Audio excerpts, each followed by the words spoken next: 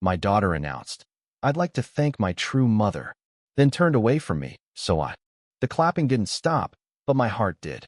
I was already halfway to the stage, smiling, proud, and trembling a little when my daughter turned her back on me and wrapped her arms around someone else.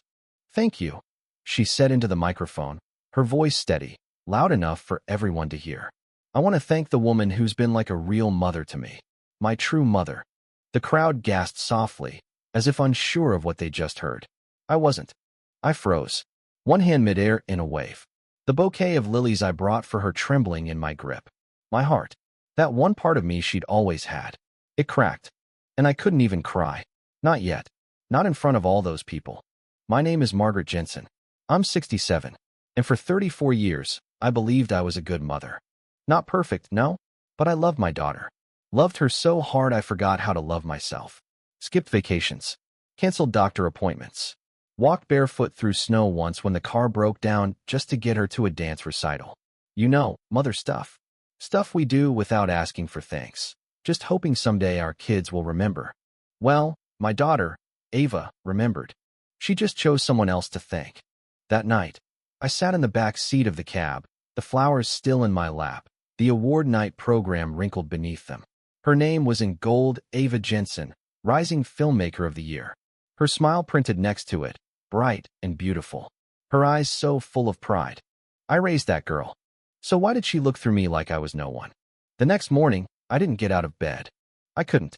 I lay there, staring at the ceiling, letting the memory replay like an old tape, scratchy, unbearable, but impossible to shut off. I heard her voice again. True mother.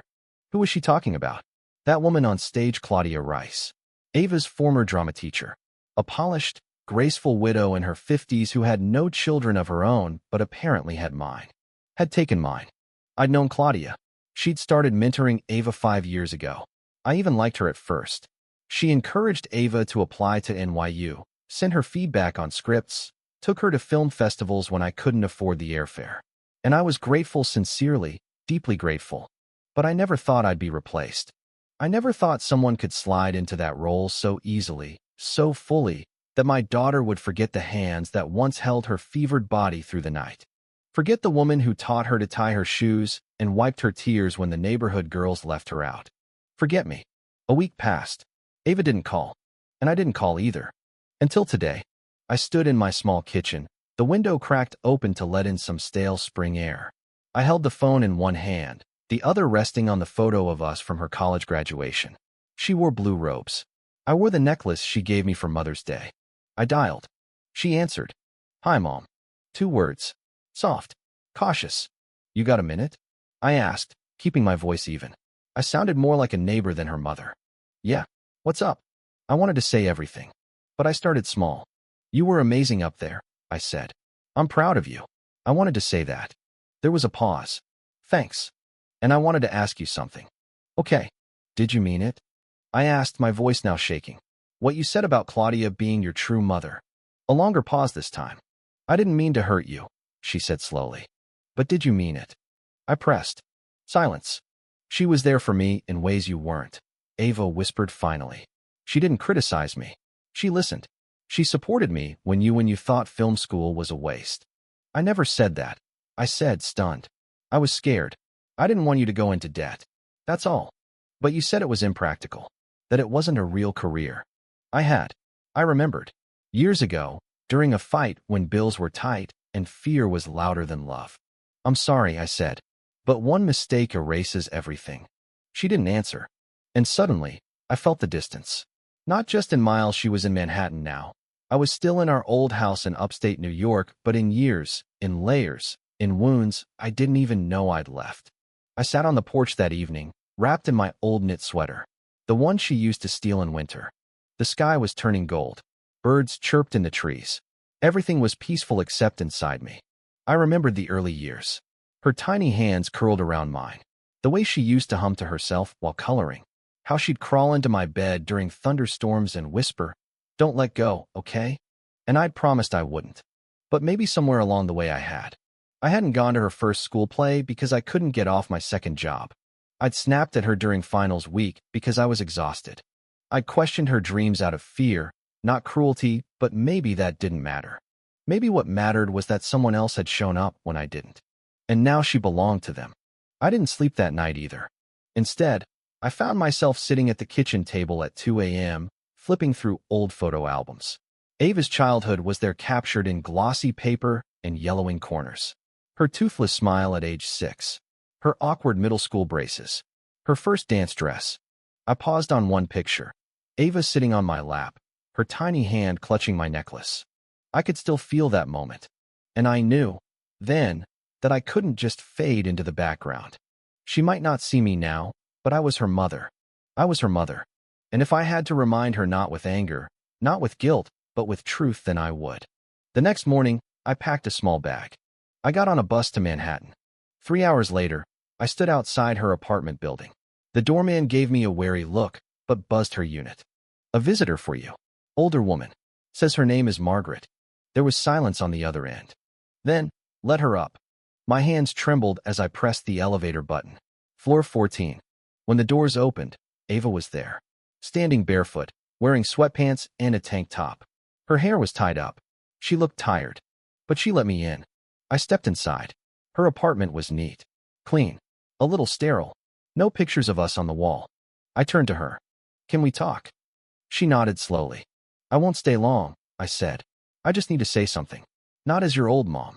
Not as someone competing with Claudia. Just as me. She looked at me carefully. You said Claudia supported you.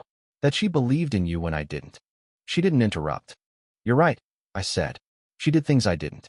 And maybe she deserves your gratitude. I swallowed hard. But I carried you inside me for 9 months. I sang to you before you had ears. I stayed up nights checking your fever every 20 minutes. I taught you to ride a bike. I cried the day you got your first heartbreak, even though I pretended I didn't care. I prayed every night you'd grow up strong. And I never stopped loving you even when I got things wrong. Her lips trembled. I made mistakes, I said. But I never stopped being your mother. And I never will. She stood frozen. Then slowly she sat down. And whispered, I know. Ava didn't say anything for a while. She just sat there, eyes fixed on the floor, fingers intertwined like she was holding herself together. The silence was thick, not angry, not cold, just full, like the pause between two long-held breaths. I sat across from her, not pushing, not begging, just waiting. Finally, she looked up. I didn't expect you to come. I know, I said gently. I thought you'd be mad. Or ashamed. I was hurt, I admitted. Still am, a little. But I'm not here to punish you. I'm here because I want to understand. She nodded slowly. That night, at the ceremony, I got caught up in everything. The lights, the speech, the crowd. Claudia had helped me a lot. And I just thought, maybe that was the moment to acknowledge her. I nodded, keeping my voice even. You can thank her. You should. But calling her your true mother, that was more than gratitude. Ava looked away. It felt true in the moment, she whispered. Because she believed in me. Fully. Without second-guessing. Without fear. That part stung. But I let her continue. With you, I always felt like I was disappointing someone. Like I had to prove something. And when I didn't, I felt small. Claudia made me feel big. Like I could take up space. I wanted to defend myself, explain all the reasons why I was hard on her, the fear, the money problems, the world I'd seen chew people up, but I knew this wasn't the time to justify. This was the time to listen. I'm sorry I made you feel small, I said. That was never my intention. She looked back at me, her eyes glassy. You did love me, didn't you? I reached across the table and took her hand. With everything I had, I said, and with every mistake I made. We ended up talking for hours. About little things. Big things. The moments she remembered that I thought she'd forgotten, both good and bad. She told me how Claudia had stepped in when I couldn't, how she'd read every script Ava wrote, stayed up late giving notes, showed up at showcases when I was too sick or too scared to travel. I didn't deny any of it. Claudia had filled a gap I hadn't even realized existed. And for that, a part of me would always be grateful. But the pain of being replaced, that wasn't something gratitude could erase. Still, something shifted between us that day. Like a locked door finally creaked open. We didn't fix everything, not right then, but we began. That night, I stayed in a small guest room Ava had barely used. It smelled like lavender and dust, but it felt safe. And in the middle of the night, I heard a knock on my door. Mom, Ava whispered. Yes, baby. There was a pause. I'm sorry I hurt you. I sat up. I know. I just needed to find myself. And sometimes I thought that meant letting go of you. I opened my arms, and she came to me. She curled up beside me like she used to as a child, her head against my chest, my arms wrapped around her. And for a moment, it was like time folded in on itself. I missed this, she said softly. So did I whispered. And finally, I let myself cry. The next morning, over coffee, she asked if I wanted to meet Claudia. My heart skipped. You sure that's a good idea? I think it is, she said. I think you two need to see each other. Not as rivals. As people who love the same person. I hesitated, then nodded. Okay. We met that afternoon at a small cafe near Central Park. Claudia was elegant, as always. A scarf around her neck, pearl earrings, soft gray hair in a twist. She stood when she saw me, offering a hand. Margaret, thank you for agreeing to meet. Claudia, I said, shaking her hand. Thank you for being there for Ava. Her eyebrows lifted slightly, like she hadn't expected kindness from me. She's a remarkable young woman, Claudia said. That comes from you. Partly, I said. Partly from you too, I think. We sat. The conversation was civil, but tense. At first.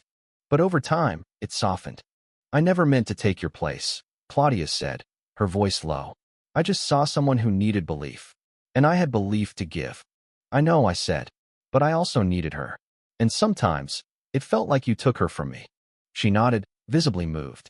She always loved you, Claudia said. Even when she was angry. Even when she ran. That I didn't know I needed to hear. But I did. We parted with a quiet understanding. Not friends. But not enemies. Just two women who, through very different roads, had loved the same daughter. I stayed with Ava for 3 more days. We walked, cooked, watched movies, laughed a little. She showed me her film scripts. Let me read her notes. I cried when I saw a scene clearly inspired by our old backyard, the oak tree where we used to sit when she was 5. And then she said something I never expected.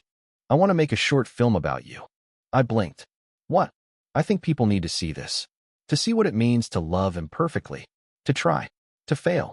And to keep showing up. I smiled. That's a dangerous story to tell. But it's real, she said. And I think it'll help someone. Back home, I returned to my quiet life. Same routines. Same porch. Same teacup every morning. But something inside me was different. Not healed entirely, but softer. A week later, a package arrived. Inside was a frame. It held 2 pictures. On the left, Ava at her award ceremony, smiling with Claudia. On the right, a photo I didn't even know she had me holding her as a baby, her tiny hand wrapped around my finger. Below it, in Ava's handwriting. To the 2 women who mothered me in different ways. One gave me roots. The other gave me wings. I needed both. I love both. I cried. Hard. And for the first time in a long while, the tears weren't from pain. They were from peace. I kept the frame on my nightstand. Every night, I looked at it before bed. Every morning, I looked at it again. And each time, it reminded me of something simple but profound. That motherhood doesn't end when your child grows up. It changes. Evolves. Hurts sometimes. But it doesn't end. I started journaling. Not for anyone else, just for me. I wrote about our story from the beginning. Not just the big moments, but the quiet ones. Packing lunches. Sunday night baths. Holding her after nightmares. Watching her walk away on her first day of college. Trying not to cry until I got back to the car. And I wrote about the in-between years. The ones we never talk about when love is steady but invisible. When no one is clapping. When your child seems far away, but you keep loving them anyway. And I wrote about the pain. The moment on that stage. The bouquet in my hand. The way it felt to be forgotten in front of hundreds. But I also wrote about what came after. Forgiveness. Not just hers. Mine. One morning, Ava called. She was whispering, clearly on set somewhere. Mom, quick question, what lullaby did you use to hum to me? That soft one. I smiled. You mean the one you said gave you dreams about floating? Yeah, that one. Good night, my angel. Billy Joel. Right, she said. Thank you. Love you. Before I could say anything back, she hung up. And that was enough. Later that week, she sent me a rough cut of her new short film. It didn't have a title yet, but she wanted my thoughts. I watched it in the quiet of my living room. Just me, the screen, and a mug of warm tea. The opening scene nearly stopped my heart. A young girl, clearly modeled after Ava, sits on the floor, scribbling on paper while a tired mother folds laundry in the background. The mother is worn but kind, distracted but trying. Her hands tremble slightly as she folds a baby blanket. She watches her daughter. The girl looks up, smiles. They don't speak, but everything is said. I watched all 18 minutes in silence, tears running down my cheeks the whole time. The final scene shows the grown daughter at an awards ceremony. She starts to thank her mentor, but then pauses. "I want to thank someone else, too," she says on the screen, voice trembling. "The person who taught me strength, who showed me love through the cracks, who never gave up on me even when I gave up on her." She looks out into the crowd. "To the woman who held me through my worst and celebrated me in silence, thank you." The screen fades to black. I sat for a long time after it ended. Then I picked up the phone and called her. "Hi, sweetheart. Did you watch it?" she asked, nervous. "I did. And I don't have words," I said, my throat tight. "Just thank you." There was a pause on her end. Then I meant every word. Spring turned into summer. Ava visited more often, sometimes for a weekend, sometimes just a Sunday. We cooked together. I taught her the family stew recipe she used to hate as a teenager. She taught me how to use Instagram, though I still only follow 3 people. One Saturday, we sat on the porch, the same spot where she once asked me what thunder was. Now she asked me something else. "Would you come with me to the premiere?" I looked up. "The premiere? Of your film?" She nodded. "It's a small screening, but still. I want you there." I blinked. "You sure? You think people won't mind seeing the outdated, judgmental mom in person?" She smirked. "Well, you're a little outdated. But judgmental? Not anymore." I laughed, then paused. I'd be honored. The screening was in a small but elegant theater in Brooklyn. The room was filled with young creatives, all stylish and buzzing with energy. I felt a little out of place in my navy dress and soft beige cardigan. But Ava held my hand as we walked in. "I want you to meet someone," she said. And there she was, Claudia. She smiled, warm and soft. This time, her eyes didn't feel superior. They felt kind. "I'm glad you're here, Margaret." "Me too." We stood together as Ava addressed the audience. She kept it short. "This film was born out of mistakes. Mine, and maybe others. But more than that, it was born out of the kind of love that survives time, silence, and pain. The kind that doesn't always look perfect, but is always there." She looked at me, straight into my eyes. "This is for my mother." After the screening, people came up to congratulate her. Some offered her new projects. Others just wanted to say how the film made them cry. I stood back, watching, proud, moved. Then a young woman approached me. "Are you Ava's mom?" I smiled. "Yes." "She told your story with so much honesty. It made me want to call my mom again. We haven't talked in a year." I felt my throat close. "She'll be happy to hear from you," I said. She nodded, eyes misty, and walked away. That night, as Ava and I shared a late dinner, she leaned across the table. "Do you ever regret how you raised me?" I looked at her, really looked, and shook my head. "No," I said. "I regret the things I didn't say, the fear I let get in the way of my love. But I never regret loving you the way I did." She reached across and squeezed my hand. "I know now," she said, "and I'm sorry it took me so long." Summer gave way to fall. The air turned crisp. The trees outside my house turned that rich golden orange I always loved. Ava started a new project, a full-length script about mothers and daughters across 3 generations. She interviewed me for it, asked about my own mother, about the things I swore I'd never repeat and sometimes still did. One afternoon, she stayed longer than planned. We sat on the couch with tea. She curled up beside me like she used to. "I think I'm finally understanding you," she said softly. I smiled. "I'm finally forgiving myself." She laid her head on my shoulder. "We're okay, right?" "We're more than okay," I said. "We're beginning again." It was early October when I got the letter. Not a text, not an email. A real letter, in Ava's handwriting. The envelope had little stars drawn in the corners, like she used to do on her notebooks as a child. Inside was just one sheet of paper, and a photograph.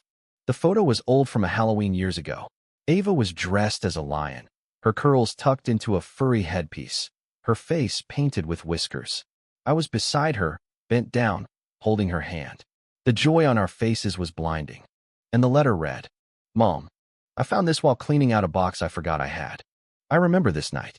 Not just the costume or the candy, but how safe I felt holding your hand.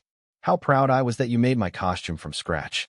I remember you carrying me 2 blocks when I got tired, even though you had groceries in the other hand. I think I've blocked out a lot of the good memories, and I'm sorry for that. It was easier to focus on the things I missed than to honor all the things you gave. But I'm trying now. I'm remembering. You were never perfect, but neither was I. And maybe that's the truest kind of love, when 2 imperfect people keep trying anyway. Love always. Ava.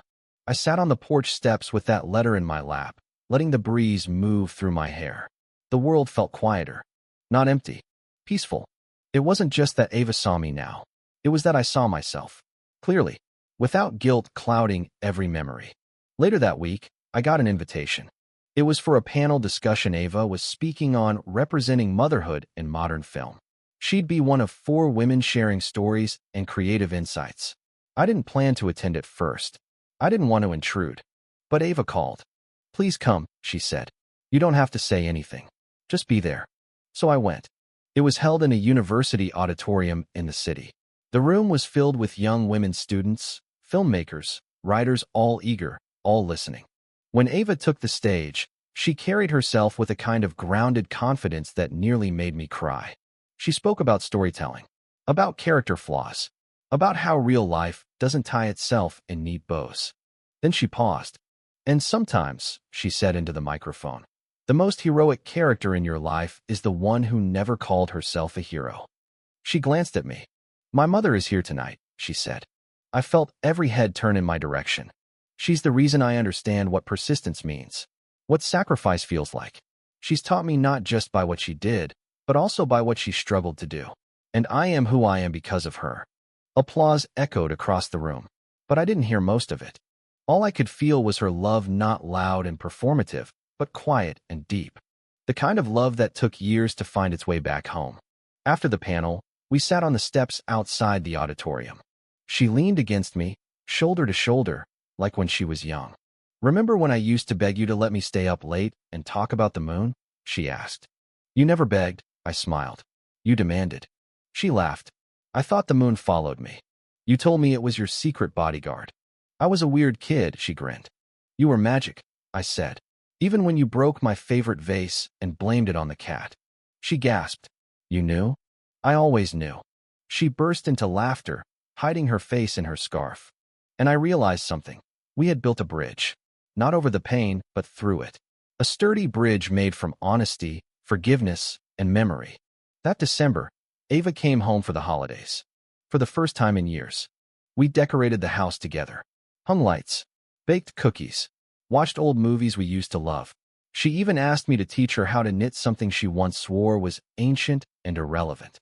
One night, we sat by the fire, and I showed her an old box of keepsakes, report cards, crayon drawings, tiny shoes she'd worn as a toddler. "I can't believe you kept all this," she said, holding up a macaroni necklace. "You made it for me," I said. "I wore it to work once." She stared at me. "You wore it in public?" "Of course. I was the proudest woman on the block." She smiled, blinking back tears. Then she held my hand. "You know," she said, "I spent so long chasing someone I thought could be a better mother than you." I didn't respond. But what I didn't realize was I already had a great one. One who made mistakes, yes, but also made me. I squeezed her fingers. "I think maybe I needed to lose you a little to find myself," she said. "And maybe I needed to forgive myself to love you fully again," I whispered. As the fire crackled, we sat in silence. Not awkward, not strained, just full, complete, like something sacred had been returned. And I thought, maybe this is what it means to grow older. To see that love isn't measured by perfection, but by presence. That being a mother doesn't end at 18, or after graduation, or when the world starts calling your child someone else's success. It continues quietly, fiercely through every wound, every reunion, every phone call at midnight, every handmade card tucked away in a drawer. Before Ava returned to the city, she left a note on my fridge. "I love you. Thank you for showing up again and again. No film could ever hold what you've given me. But I'll keep trying anyway." And underneath it, a doodle of us, her as a lion again, and me, holding her paw. Winter passed quietly. There was something comforting about the stillness, about the bare trees outside my window, and the way the wind creaked through the chimney. For the first time in a long while, I didn't dread the cold. It made me want to curl inward, reflect, stay still. Ava called often. Sometimes she'd read me pages from her script. Sometimes she'd just ask, "What did you eat today?" Or, "Do you think this line sounds cheesy?" It didn't matter what she asked, it was the asking that meant everything. And sometimes I'd call her just to say goodnight. No advice, no reminders, just to say, "I love you." One day, she asked if I'd like to spend a few weeks with her in the city as a kind of sabbatical, she said. "You've earned a break from your routines, Mom." I almost declined. I'm not a city woman. I prefer birds to buses. But something in her voice, a gentle eagerness, made me say yes. The guest room in her apartment had changed since I last visited. It now had fresh curtains, a soft comforter, a few framed photos of us on the dresser. She'd made space for me. We fell into a rhythm those weeks: morning tea, neighborhood walks, her typing in the living room while I read, then dinner together, often on the floor with takeout cartons. We talked more than ever, laughed louder, shared things we'd never dared say when she was younger. "I used to think you were unshakable," she told me one evening. I snorted. I cried in grocery stores more times than I care to admit. But I didn't know that. "You always looked like you had it together." "Because I had to," I said. "When you're a single mom, fear becomes a secret you keep in your pocket. You don't show it to your kid." She nodded. "But maybe if you had, I would have understood you sooner." I reached for her hand. "Maybe," I said. "But I'm just glad you understand now." One night, as snow fell quietly outside, Ava came into my room holding a notebook. "I want to show you something." She sat at the foot of the bed, flipping through handwritten pages. "It's a monologue," she said. "It's for the mother character. I haven't shared it with anyone yet." She cleared her throat, then began to read. I wasn't built for applause. I was built for repetition. The brushing of hair, the packing of lunches, the whispering of bedtime promises into ears that no longer listen. They say love is loud, but mine was quiet. And sometimes I wonder, did she hear it? Did she feel it in the meals I cooked while exhausted? Did she know it lived in every no I ever said to protect her? I was never her favorite, but I was her constant. And now, that has to be enough. By the time she finished, I was crying. So was she. She wiped her eyes, laughing softly. "Too much. It's everything," I whispered. "It's honest. It's real. It's you," she said. "It's what I couldn't see for so long." That monologue stayed with me. And when her film finally premiered in a major festival that spring, I was there front row, tissues in hand, heart wide open. The theater was packed. Critics, friends, strangers. The story unfolded slowly: a daughter who pushes her mother away, only to realize too late that the quiet strength she ran from was her greatest inheritance. The actress playing the mother didn't look like me, but she moved like me. She folded laundry like me. She paused before speaking like me. And when she delivered the monologue, that quiet, devastating truth, you could hear people weeping in the dark. But I didn't cry. Not then. I sat tall, proud, finally seen. Because for the first time, I didn't need the world to understand me. My daughter did. The next morning, over breakfast in a tiny cafe, Ava leaned across the table. "People are asking me to do interviews, to talk about the inspiration behind the mother character." I raised an eyebrow. "And will you?" She shrugged. "Maybe," then smiled. "Or maybe I'll let the film speak for itself." I laughed. "You've turned into a real artist, haven't you?" "Only because I had the original in my life," she said. "Don't flatter me." "It's not flattery. It's truth." She reached into her bag and pulled out a folded piece of paper. "I want you to read this later," she said. "Alone." I waited until I was back in her guest room, sunlight pouring through the curtains. I unfolded the paper. It was a handwritten letter, not a script, not dialogue. Just: "Ava. Dear Mom, when I was little, you were everything. My safety net, my superhero, my entire world. But as I got older, I started to see your cracks, your fears, your weariness. And instead of embracing them, I resented them. I blamed you for being human. But now I see those cracks were where the light got in. You taught me resilience, not because you were always strong, but because you kept standing when everything told you to lie down. You loved me in your language and actions, in silence, in sacrifice. And I'm sorry it took me so long to learn how to speak it back to you. Thank you for never leaving, even when I pushed you away. Thank you for being the kind of mother who stayed. You are and will always be my truest home." Love. Ava. I pressed the letter to my chest and wept. Not from sadness. From wholeness. That spring, Ava and I started something together, a writing workshop for young women. We called it Letters to Our Mothers. Each session began with a prompt, and the women, some daughters, some mothers, some both, would write letters they'd never dared send. Letters full of rage, love, confusion, hope.